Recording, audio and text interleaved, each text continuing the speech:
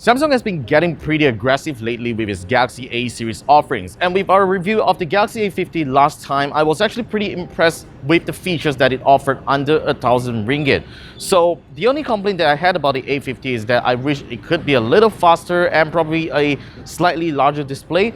Not that it's not big enough, but I do wish that there is a larger display of it, and that's why we have the Galaxy A70 today. But this is not just a mere upgrade of the Galaxy A50, but it's a lot of upgrades in fact. Well, you still get triple cameras on the back and a really high resolution 32 megapixel selfie camera on the front, but what's really upgraded is on the internals. Now, first of all, there's a larger 6.7-inch display, and of course, internal wise, it is now powered by a Snapdragon 675 processor. There's 8GB of RAM and 128GB of storage, and a super huge 4500 mAh battery that supports Samsung's new 25-watt fast charging feature.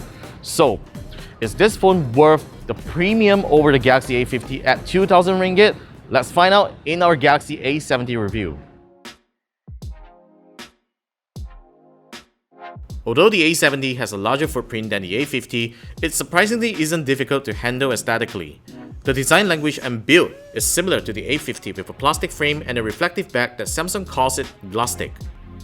The good stuffs from the A50 are present here, which includes a tri-slot SIM tray, USB-C, headphone jack, and an in-screen fingerprint reader. Samsung is clearly showing its advantage on displays with the A70, which unlike other smartphones that maintains a 2160 by 1080 resolution for mid-range phones with huge displays, it has a 2400 by 1080 resolution on the 6.7-inch display, which means you get better pixel density horizontally and a cinematic 20:9 aspect ratio. Hence, I enjoyed watching videos on it, though I wished it had stereo speakers to complete the experience. The A70 software is similar to the A50 with Samsung's One UI based on Android Pie. The experience is more responsive than the latter, all thanks to the faster processor. I haven't encountered stutters like we all are familiar with Samsung's oldest devices. However, as a premium mid-range device, I just can't understand why the A70 didn't include Samsung Pay as part of its software feature, like it did back on last year's Galaxy A9.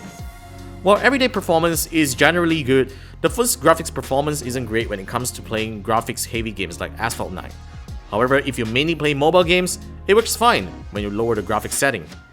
Sporting a triple camera setup, the A70's main wide-angle camera is a 32 megapixel f1.7 lens and is joined by an 8 megapixel f2.2 12mm ultra-wide-angle camera and a 5 megapixel f2.2 depth camera. The selfie shooter is a 32 megapixel f2 lens. During my trip to Taipei 2 weeks ago, the A70 has been a great casual shooter, as I used to take photos in the area of Ximending at evening. Noise levels are minimal and details are preserved well. All thanks to the large aperture, the camera software is able to use a lower ISO sensitivity automatically. Despite being able to take selfies with a staggering 32 megapixel resolution, the front camera is just mediocre when it tends to overexpose backgrounds and not being able to focus my face properly at times. With a 4500 mAh battery, I easily get 2 days of juice with moderate usage and still get more than a day even when my Netflix and Facebook session increases. The included 25-watt charger will easily refill 50% of juice in 30 minutes whenever I'm in a rush, and is something that I can't get on my S10 Plus. Best of all, the A70 can be fast charged by any chargers that support Qualcomm's Quick Charge or USB power delivery, so there's no need to worry about carrying proprietary cables or chargers around. The A70's cell reception is good and I get pretty decent 4G speeds on it. The phone can also connect to 5GHz Wi-Fi networks, but sadly it doesn't support that frequency when using mobile hotspot. To answer our initial question, the extra premium that Samsung is charging on the Galaxy A70 over the A50 is definitely justifiable. But once you look past that Samsung badge and the huge display, the Galaxy A70 seems to be an overpriced device when you consider that there are better spec devices like the Xiaomi Mi 9 and Honor 20 at a 2,000 ringgit price tag. Granted, some dealers are already selling like around 1,500 ringgit over at Shopee, Lazada, but the thing is that it is still officially priced at 1,999 ringgit.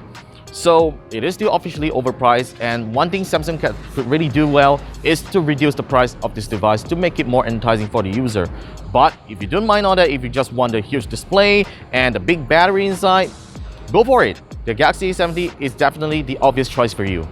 So that's all for the review of the Galaxy A70. Let me know your thoughts, or if you have any other recommendations within the 2,000 ringgit price tag in the comment section down below. Give us a thumbs up and share this video to your friends and family who wants to know more about the Galaxy A70 and of course our other videos. Be sure to subscribe to KLGadgetTV as we release videos every week just like this, and probably some funny videos as well.